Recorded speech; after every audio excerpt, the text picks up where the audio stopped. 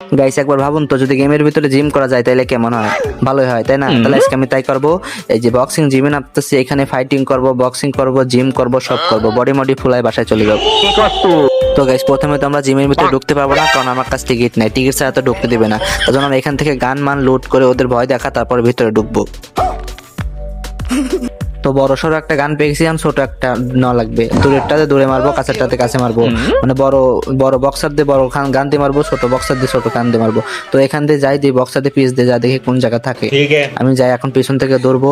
ওই যে শুয়ে শুয়ে একটা বক্সার দেখি বক্সিং করতেছে কার সাথে, দেখি আমি একটা লাখ বরাবর বক্সিং করে দিই। আরে গেছে।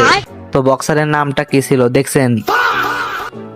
তো গাইজ আমি এখন বক্সিং রিং এর ভিতরে ঢুকে গেছি, কিন্তু আমার সাথে মারামারি করার মতো কোনো প্লেয়ার নাই, কারণ আমার সাথে মারামারি কেউ পারবে না। এই যে দর্শক চলে এসেছে, দর্শকের সাথে মারামারি করি। দর্শক বিন্দু তুমি দেখো, তোমার এখন হেডশট দিব, পাও শট। তো দোস্তরা, সব বক্সার তো আমারে দেখে পালাইছে, তার জন্য দর্শকের সাথে মারামারি করে পেরে গেলাম। কিছু মনে করো না সবাই, লাইক সাবস্ক্রাইব করে দাও।